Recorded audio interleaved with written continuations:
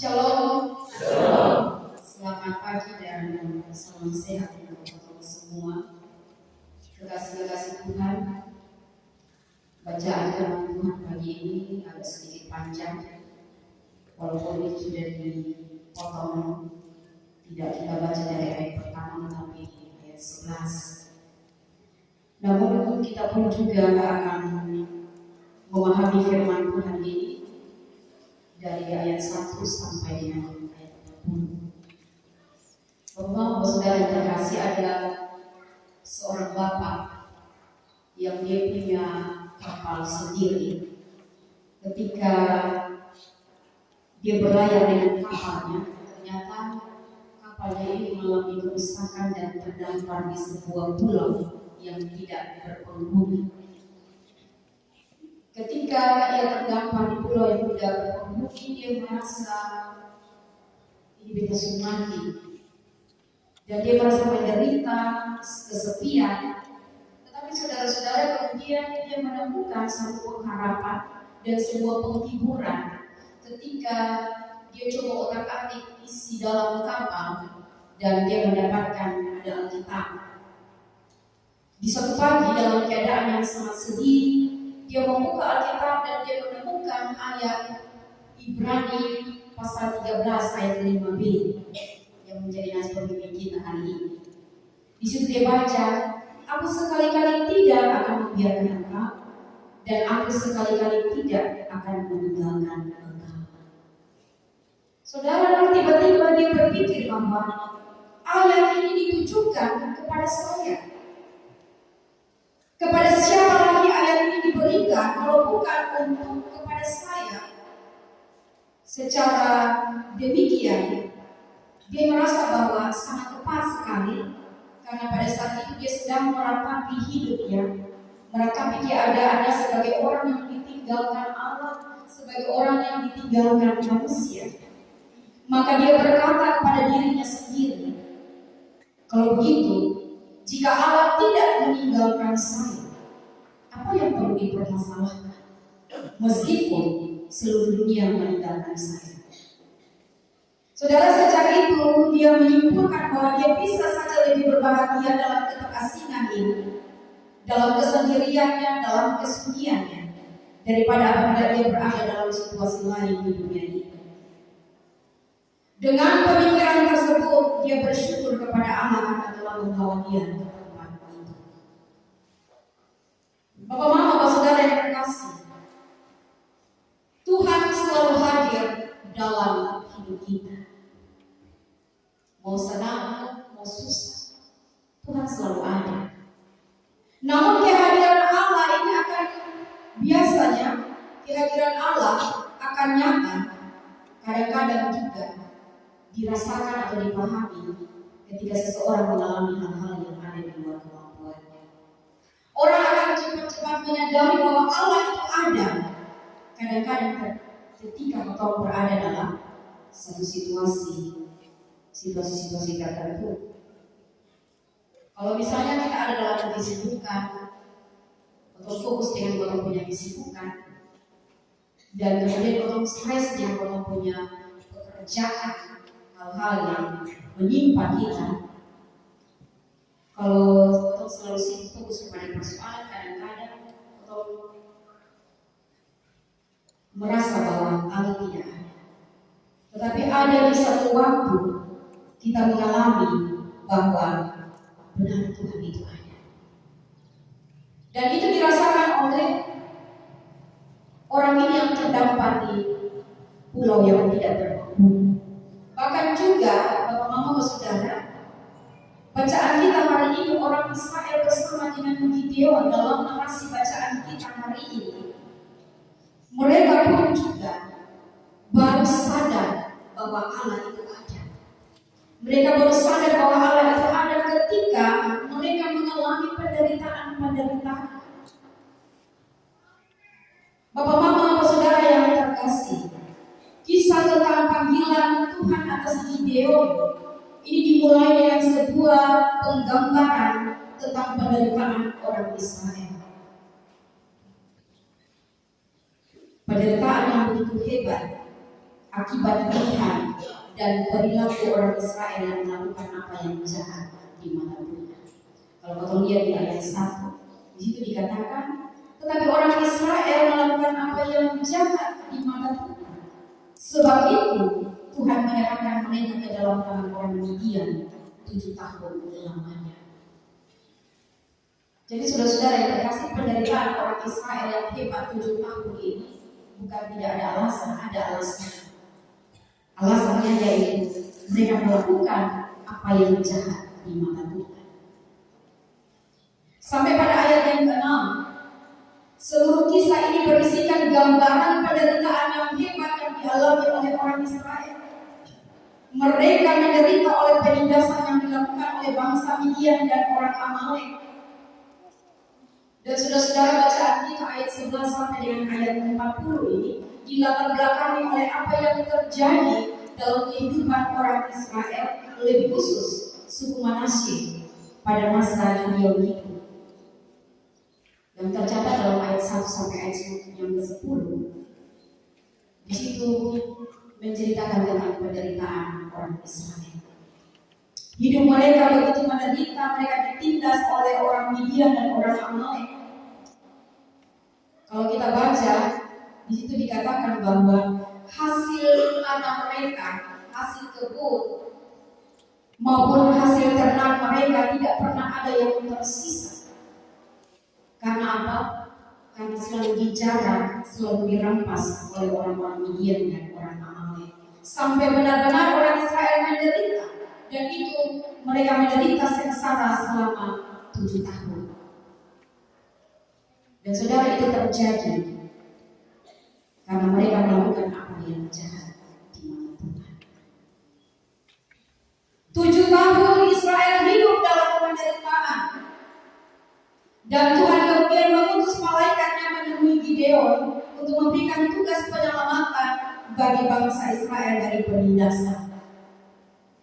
Kehadiran dan perjumpaan yang begitu berkesan, di mana di dalam ayatnya yang ke-12 di situ nampak bahwa Gideon dipanggil atau disapa dengan panggilan pahlawan yang gagah berani. Tuhan memberkati engkau. Atau Tuhan menyertai engkau, pahlawan yang gagah berani. Bapak-bapak, saudara yang terkasih, tetapi ketika malaikat Tuhan menyapa Gideon bahwa Tuhan menyertai engkau, hai pahlawan yang gagah berani, Gideon langsung bereaksi. Gideon bilang, kalau memang Tuhan menyertai, kenapa kau hidup susah model begini? Kenapa kau orang Israel hidup ini penuh ada dalam penindasan? Kalau memang benar Tuhan menyertai. Saudara, itulah reaksi Gideon. Dia pun juga bertanya, kenapa kamu hidup susah model begini? Di mana segala perbuatan Tuhan di masa lalu yang diceritakan oleh nenek moyang kami?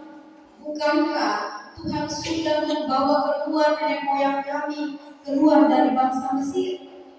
Tetapi sekarang kenapa Tuhan seolah-olah membuang kami, membiarkan kami ditindas, membiarkan kami ada dalam cengkraman orang Midian, dengan kami sampai kelaparan? Apa yang menjadi hasil usaha kami, baik tanah, ternak-ternak, tidak ada yang dapat kami nikmati. Semuanya dirampas oleh orang Midian dan orang Amalek. Saudara-saudara yang terkasih, pada pertemuan itu banyak percakapan antara Gideon dan malaikat Tuhan. Dan ada 2 kali Gideon meminta tanda, yaitu sebelum menerima tugas dari Tuhan. Dan yang kedua, setelah mendapatkan keyakinan bahwa mereka akan diselamatkan oleh Tuhan dalam peperangan. Gideon dia meminta tanda yang pertama, karena saudara, penderitaan yang hebat 7 tahun itu membuat orang Israel dan juga suku Manasye mereka kehilangan rasa yakin dan percaya akan kemahakuasaan Tuhan, akan perbuatan-perbuatan Tuhan. Rasa percaya mereka kepada Tuhan sudah hilang. Oleh sebab itu, Gideon bertanya, dan meminta tanda kepada Tuhan yang pertama. Kalau memang benar engkau yang berfirman, kasih tanda. Kalau memang engkau yang berfirman dan mengatakan bahwa akulah yang akan menyelamatkan bangsa Israel, sekiranya Tuhan engkau memberikan tanda. Gideon dia meminta tanda karena rasa percaya orang Israel kepada Tuhan sudah mulai punah. Bapak, Mama, saudara yang dikasihi oleh Tuhan Yesus Kristus, kisah ini hendak menegaskan kepada kita semua tentang keberadaan Tuhan dalam realitas kehidupan kita manusia, dalam seluruh aktivitas kita manusia, bahwa Tuhan dia menginginkan umat senantiasa berlaku benar. Kehadiran Tuhan mau bilang bahwa Dia mau supaya umat Tuhan ini hidup berlaku benar. Bahkan Tuhan juga menegur dan menghukum ketika sikap hidup melenceng dari jalan-jalan Tuhan.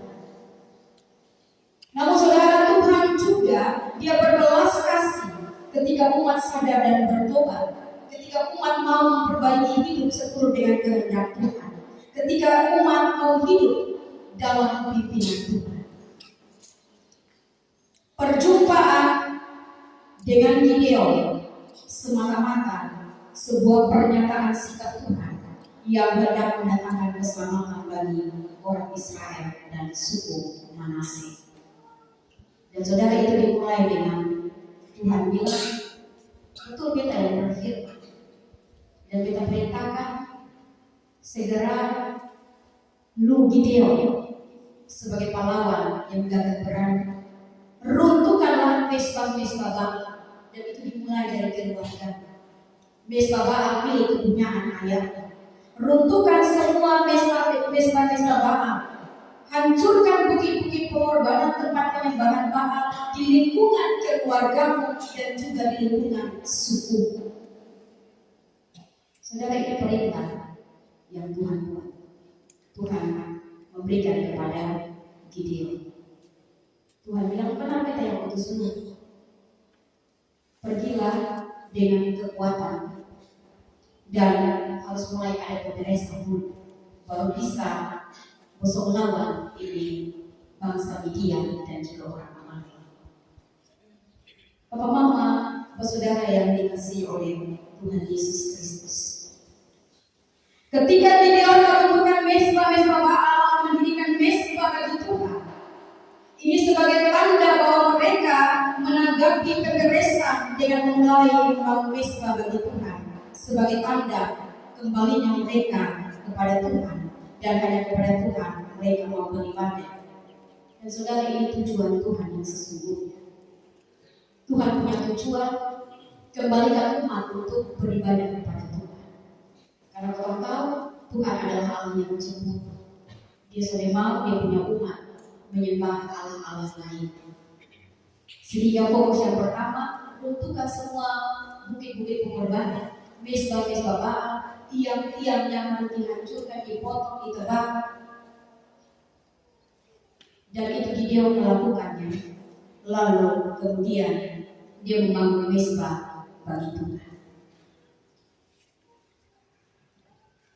Bapak, Mama, saudara yang terkasih, ketika Gideon melakukan apa yang menjadi perintah, di ayat yang ke-34 di situ dikatakan bahwa Roh Tuhan menguasai Gideon.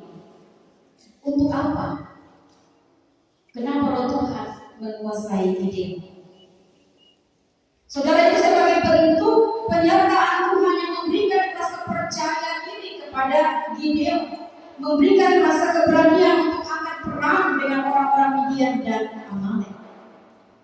Tetapi saudara, pertanyaan dari kita adalah, ketika Roh Tuhan menguasai Gideon sebagai tanda penyertaan Tuhan, dan itu berarti Gideon tidak perlu lagi untuk meminta tanda yang kedua dari Tuhan. Dalam ayat yang ke-36, Roh Tuhan sudah menguasai Gideon. Artinya bahwa sebagai bentuk tanda itu simbol bahwa Tuhan menyertai dia bersama dengan orang-orang. Tapi muncul pertanyaan, kenapa lagi Gideon harus meminta tanda yang kedua dari Tuhan? Saudara-saudara yang terkasih, Gideon kembali meminta tanda kepada Tuhan dengan tujuan membuka mata para pengikutnya bahwa kemenangan yang akan mereka raih ini itu bukan karena kehebatan dan kekuatan mereka, tetapi karena kekuatan dan kehebatan Tuhan. Gideon takut jangan-jangan melalui kemenangan yang akan mereka dapat, pengikutnya menjadi sombong diri karena berpikir akan kemampuan dan kekuatan mereka, lalu kemudian mereka lupa Tuhan. Saudara, kalau sampai ini yang terjadi, maka itu akan membuat mereka semakin jauh dari Tuhan. Dan apa yang disebut dalam ayat 1, mereka melakukan apa yang jahat di mata Tuhan, ini akan terus berlangsung dalam kehidupan orang Israel. Jadi saudara, ada sebuah pesan yang mau Gideon sampaikan atau yang mau Gideon berikan kepada orang banyak yang berperang mengikuti dia, bahwa sesungguhnya Tuhan sudah menyerahkan orang Midian dan orang Amalek di tangan mereka. Tuhan yang maju berperang bersama dengan mereka, bahwa mereka tidak berjuang sendiri. Gerakan Tuhan membawa dampak luar biasa bagi Gideon dan semua yang mengikutinya. Ketika Gideon meminta tanda, Gideon mengkonfirmasi tanda dari Tuhan. Kalau memang benar Tuhan menyertai, dan kalau memang benar Tuhan bilang kalau berperang dengan orang Midian dan Amalek untuk menang, Tuhan kasih tanda di Gideon.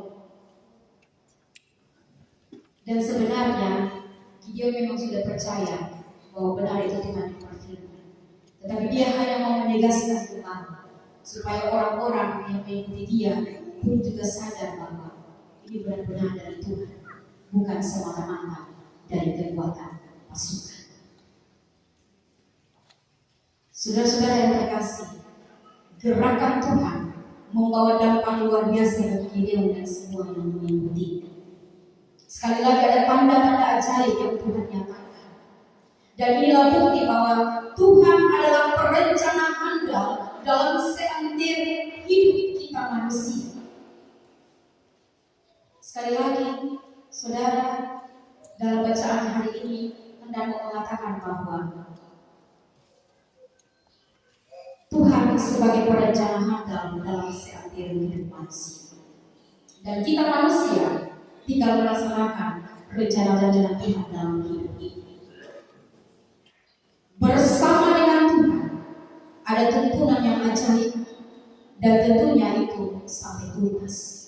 Kalau Tuhan sudah bilang bahwa dia menyertai, dia tidak menyertai setengah-setengah, tetapi dia akan menyertai dari awal sampai dengan akhir. Tuhan kalau dia melaksanakan dia punya pekerjaan, tentu itu sampai tuntas. Sehingga Bapak Mama sudah patut untuk kita percaya kepada Tuhan. Patut untuk kita sadar bahwa Tuhan selalu ada dalam realitas, bahkan dalam seluruh kehidupan aktivitas kita masing-masing. Sebagaimana Tuhan menuntut Gideon menuntaskan misi Tuhan untuk menyelamatkan bangsa Israel, hal yang sama Allah dalam diri Yesus Kristus menuntaskan misi penyelamatan bagi umat manusia yang berdosa melalui kayu salib dan pengorbanan. Saudara, itu memberikan ruang pemulihan kepada saudara dan saya. Dengan pengorbanan Yesus Kristus, di situ ada ruang pemulihan kepada kita semua, bahwa untuk selamanya saudara dan saya dapat berjumpa dengan Allah kapan saja, atau mengalami penyertaan Tuhan yang tidak pernah putus. Ini yang harus menjadi pegangan iman kita.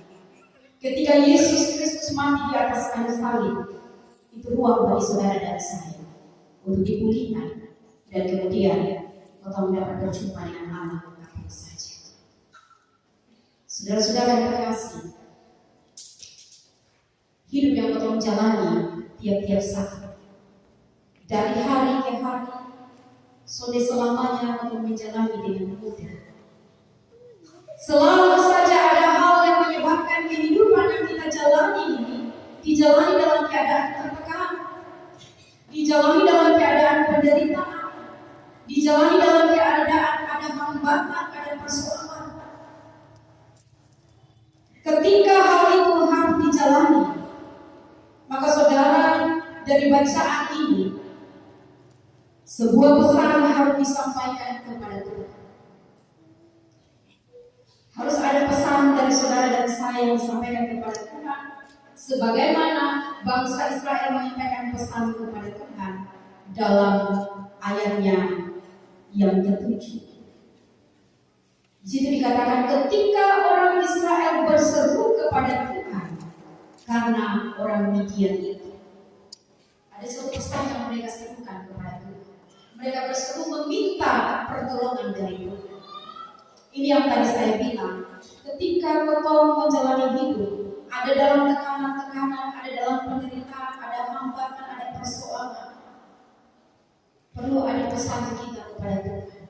Ada satu seruan kita meminta pertolongan Tuhan. Kenapa harus minta pertolongan Tuhan? Karena saudara dan saya untuk saling mampu menghadapi berbagai tekanan-tekanan hidup. Kalau baru sakit sedikit saya merasa bahwa itu penderitaan yang berkepanjangan. Kalau baru punya suatu persoalan saya merasa bahwa seolah-olah di dunia sudah kiamat. Oleh sebab itu Bapak Mama Saudara, perlu ada pesan yang mau sampaikan kepada Tuhan. Ada seruan, ada teriakan yang harus kita sampaikan kepada Tuhan, bahwa kami membutuhkan pertolongan Tuhan. Maka Tuhan akan siap menolong kita.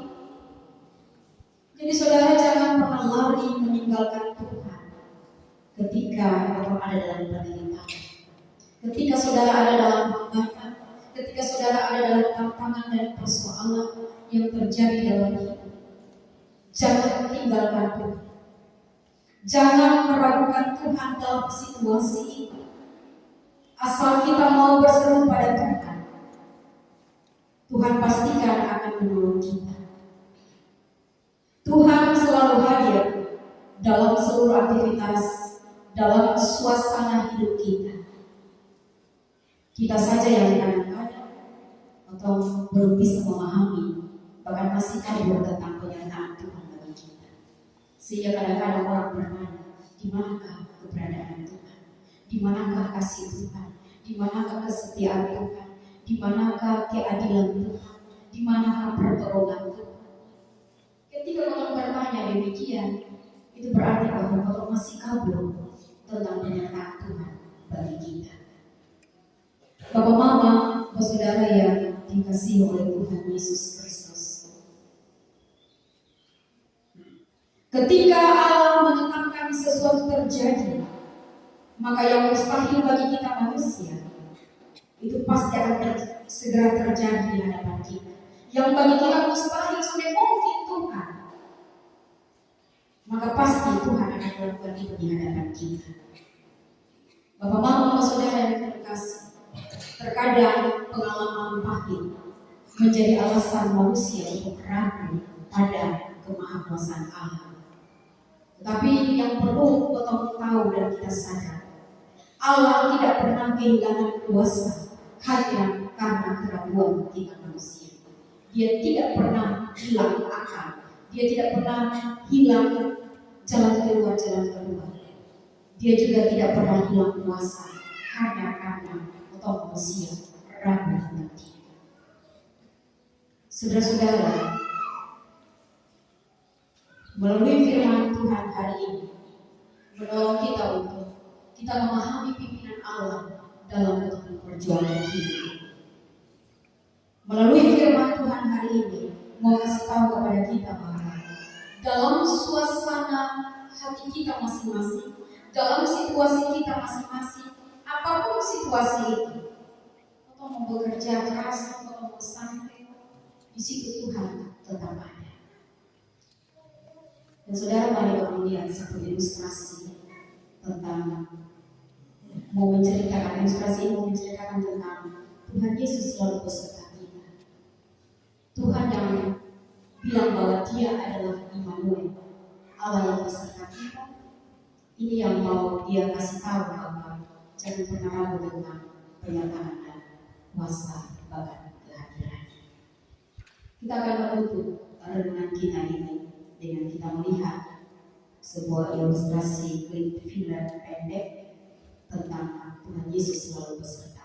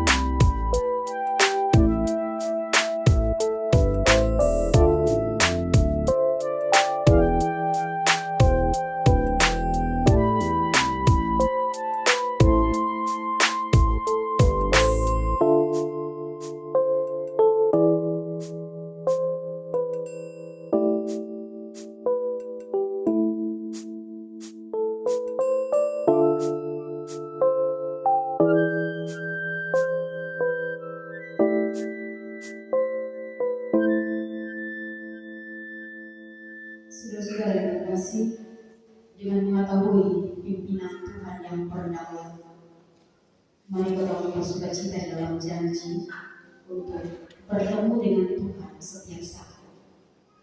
Saat orang sedih, takut, sakit, menghadapi pergumulan dan pencobaan, tidak ada janji yang lebih indah selain